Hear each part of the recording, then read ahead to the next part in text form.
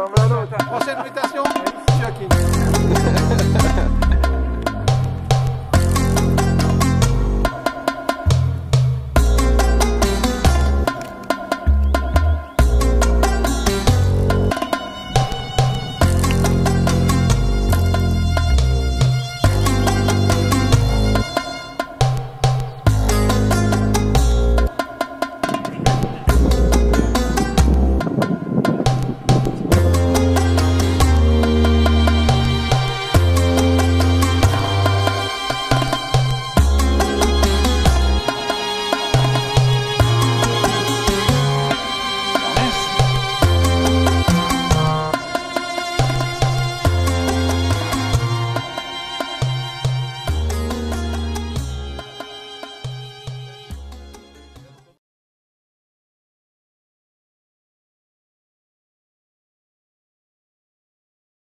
Alors, c'était Attal II qui avait demandé de construire une ville par ici.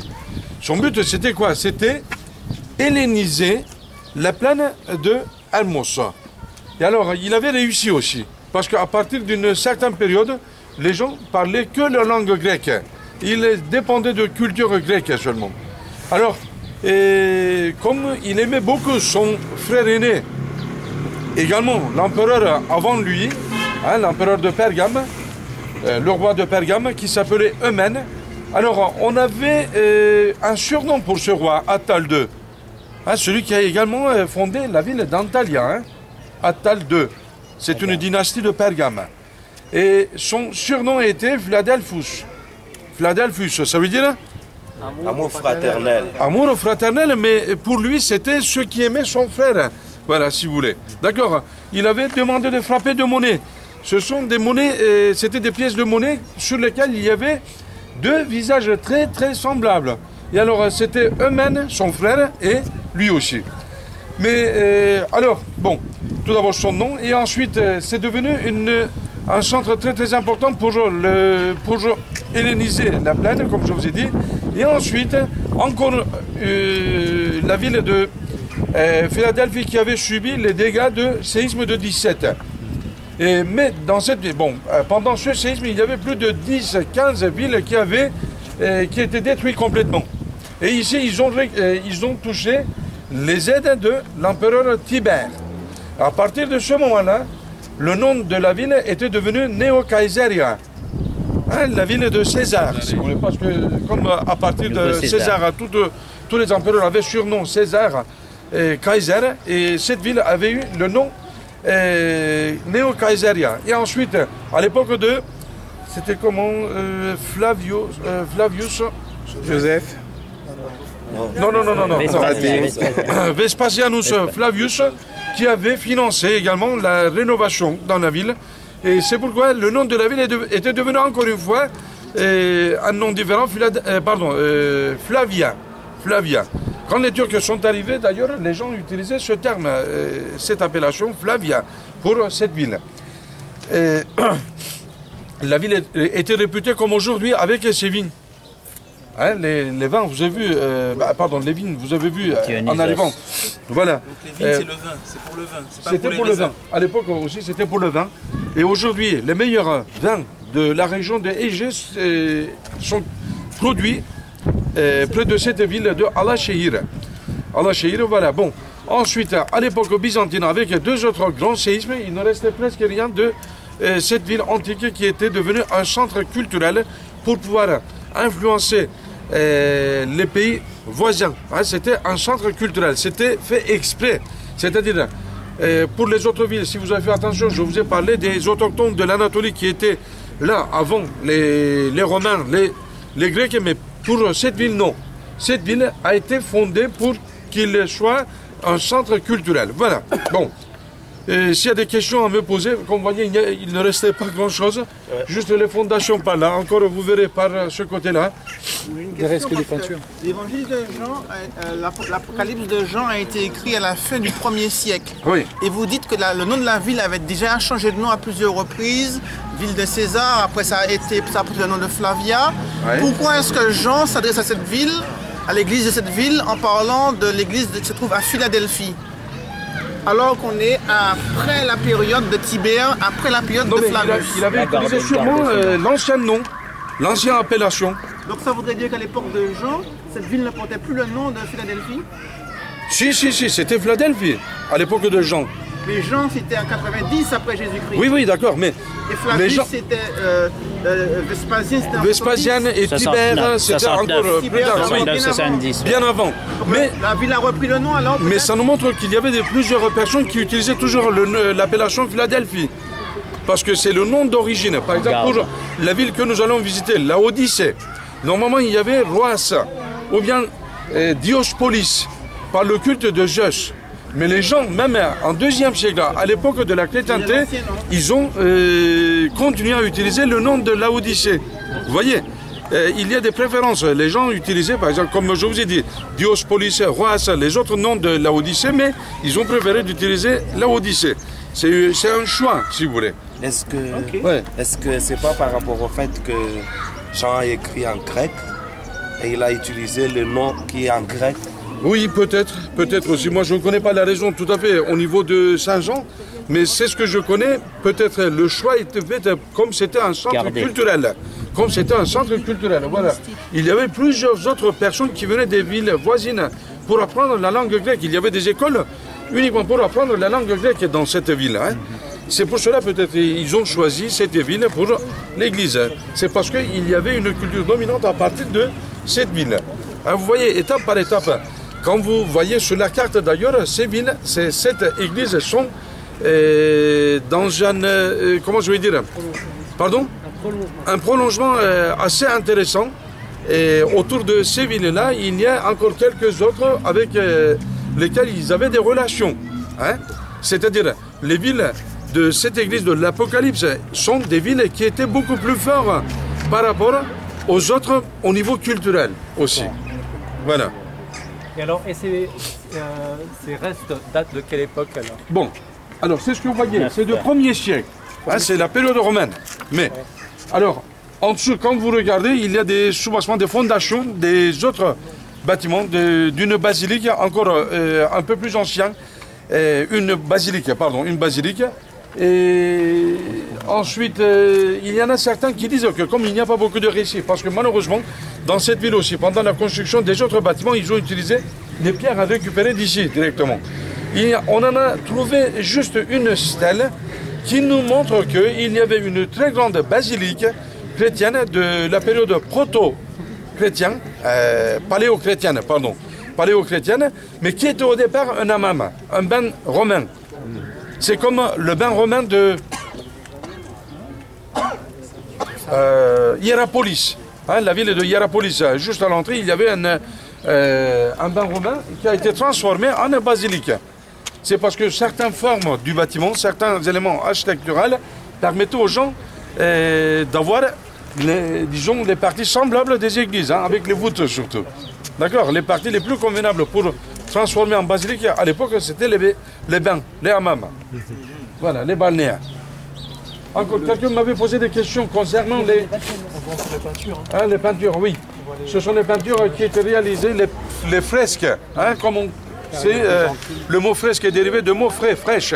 Parce que d'après les techniques utilisées, il fallait faire tout d'abord une couche de plâtre. Mais cette couche de plâtre, et pas tous en même temps. Il faisait tout d'abord une toute petite partie ici, et il faisait la peinture de cette partie, tout d'abord. Et ensuite une deuxième partie en haut, et la peinture de cette partie.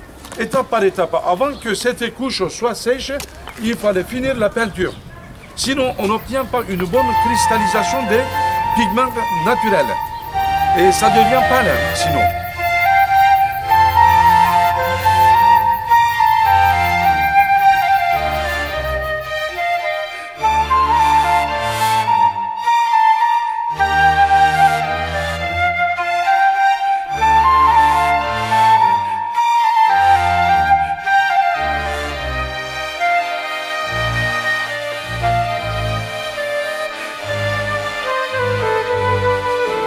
Philadelphie, c'est l'église pilote.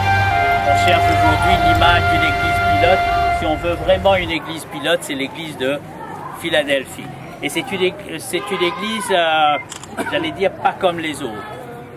Elle était petite, Elle était jeune et c'est une église où Jésus, Jean ne va pas puiser dans l'introduction du premier chapitre pour introduire Jésus, mais là il y aura une innovation à partir écrit à l'ange de l'église de Philadelphie. Voilà ce que dit le Saint. Le Saint, dans la parole de Dieu, dans la Bible, c'est pour parler de Dieu. Dieu trois fois Saint. Et si nous voyons dans Actes des Apôtres, chapitre 3, le verset 14, on nous parle, vous avez renié le Saint, le juste, Jésus-Christ. Donc, cette sainteté mise à part pour Dieu, là, on n'a pas à vous convaincre, nous pasteurs, c'est Lucie et mon fils bien-aimé en qui j'ai mis toute mon affection, voici l'agneau de Dieu. Et les séraphins aussi avaient réservé Dieu trois fois saint dans le livre de l'Apocalypse. Et le véritable, le saint et le véritable. Le véritable, Jésus même a dit, je le suis moi qui te parle. L'authentique, le vrai. Donc là il y a cet aspect de saint, véritable, celui qui a la clé de David. Philadelphie, c'est l'ouverture. Lorsque nous avons une carte géographique, nous voyons, c'est l'ouverture vers l'est, vers l'ouest, vers nord, sud, pour pouvoir répandre. Et le guide nous a parlé de la création de cette ville avec un but très spécifique. Le but de faire répandre la culture grecque et la langue grecque. Et ça a été réussi. Et justement, c'est une église dite missionnaire.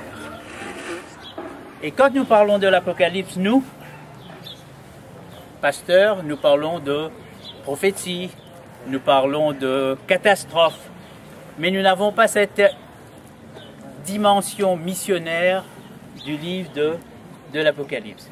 Et nous sommes en plein dans le chapitre, si nous rentrons dans le chapitre 10, 11, 12 jusqu'à 14, cette dimension de les deux témoins, le petit livre, à pouvoir partager, sans rentrer dans les détails, cette idée d'expansion de cette remplir la mission.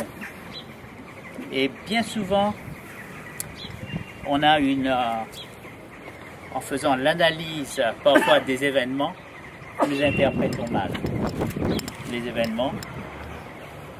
Quand il y a une petite église, nous disons « Ah !» on téléphone à la pastorale en disant « J'ai été muté dans une petite église, qu'est-ce que j'ai fait ?» Pourquoi? Pourtant, on prend une petite église comme une punition, mais là, Jésus va choisir une petite église. Une église, en somme, qui n'a pas beaucoup de puissance. Puisque cette église n'a pas beaucoup de puissance, ici ce n'est pas un reproche, mais à cause justement des tremblements de terre fréquents, ils étaient en petit nombre. Puisqu'ils étaient en petit nombre, mais en petit nombre, pas grand de moyens, parce qu'il n'y avait pas de Crésus et puis Pactole, mais surtout il y avait la fidélité, parce que tu as gardé ma parole. Amen. Petite église, mais fidélité. Fidélité à la parole. McDo nous dit, venez comme vous êtes. C'est vrai. Mais quand nous allons chez McDo, nous aurons du Coca-Cola, non pas de vodka. Ça, c'est très important. McDo peut changer la forme, mais McDo ne change pas le fond. Coca-Cola reste Coca-Cola. Je veux pas faire cette comparaison, mais parce que tu as gardé ma parole. Tu as cru en moi, tu as gardé mon nom. Et là, il y a cette promesse. Cette promesse, 4 promesses ici. 4 promesses spécifiques concernant la Odyssée. Cette première promesse, la première promesse vient de cette... J'ai mis devant toi une porte, la porte ouverte. Là, nous avons Ésaïe avec Shebna, Eliakim, fils d'Ilkija. Et là, Jésus va approprier ce titre de « Il a la clé de David ». On a fait beaucoup d'interprétations concernant la clé de David. Même on l'a attribué à la clé du séjour des morts. Et on a attribué la clé de David à beaucoup d'autres choses. Mais la clé de David, c'est l'autorité. Et là, nous avons un texte, allez, tout pouvoir m'a été donné. Ce pouvoir d'ouvrir, de fermer. Et Jésus dira aux Juifs, aux pharisiens qui étaient là, qui empêchaient pas Juifs, mais à ceux qui étaient là comme obstacle, vous avez la clé du royaume, vous n'entrez pas, vous empêchez les autres d'entrer. Donc la clé ici, c'est ce pouvoir d'ouvrir la porte. Et Paul va l'interpréter ainsi, en disant, vous allez prier pour moi, pour que Dieu puisse m'ouvrir la porte. Et que ce soit dans 1 Corinthiens 16 et ailleurs, ou Colossiens, merci 4. Il y a ici le Colossiens 4, vous avez Colossiens 4, 3, oui. Et puis la porte, dans la parole de Dieu, nous avons 3 significations. Voici, je me tiens à la porte et je frappe. La porte de notre cœur. Et puis deuxième signification, je suis la porte, si quelqu'un entre par moi, il sera sauvé. Et troisième signification, Colossiens 4, 3, Dieu m'a ouvert une porte. Et puis aussi, c'est une porte grande et d'un accès efficace, mais ouvert, et les adversaires sont nombreux. 1 Corinthiens 16, le verset 9, la porte. Et ce qui est choquant, Jésus puisse dire aux Juifs, vous êtes de la synagogue de Satan. C'est fort. On a vu, on a chanté Venu Shalom dans cette synagogue, et Jésus appelle la synagogue de Satan. Comment nous pouvons comprendre synagogue de Satan? Dans ce sens, si Jésus disait à ces Juifs qui voulaient le faire mourir, vous avez pour père le diable, parce que vous voulez me tuer. Vous êtes fils du diable. Donc le diable veut me tuer, vous allez contribuer, faire son chemin. Et il y a l'œuvre du diable. Il y a aussi concernant la Philadelphie, on nous parle de la couronne. Quand la parole de Dieu parle de la couronne, il y a 2 mots, diadéma et Stéphanos. Diadème, Christ, mais nous, Stéphanos, parce que nous sommes à son service. Et là, ce matin, nous avons vu les gymnases, les compétitions, ainsi de suite, et on donnait une couronne aux vainqueurs. Et nous sommes en plein dans cette dynamique de récompense. Et aussi, il y a beaucoup de richesse dans cette petite lettre. Dans ce sens, il y a le culte de l'empereur. Le guide nous a parlé de 3 fois changement de nom. J'écrirai votre nom sur une colonne et je placerai cela dans la maison de Dieu. En Asie mineure, c'était la coutume, à la mort d'un prêtre, il y avait une colonne, on écrivait son nom et on plaçait cela dans le temple. Et écrire le nom et placer dans le temple, nous savons aussi dans le livre des Chroniques et des Rois, Boaz avait un nom portant, une colonne portant son nom. Et il y a eu plusieurs fois un changement de nom, mais Jésus nous parle de ce nom. Son nom qui va écrire sur nos fronts. Et puis il y a aussi cette idée, l'idée de vous avez peu de puissance, petit, mais je ferai de vous. Serviteur, vous serez vraiment victorieux. Que Dieu nous aide à pouvoir, quand nous avons des petites églises, savoir que l'importance, on peut être sans domicile fixe, sans église fixe, mais ce qui compte, c'est SPF, sans église fixe, sans bâtiment fixe, être fidèle à la parole. Parce que tu as gardé ma parole, je te garderai. Je te conserve. Que Dieu nous garde tous et que nous restons tous fidèles à cette parole. Amen. Amen.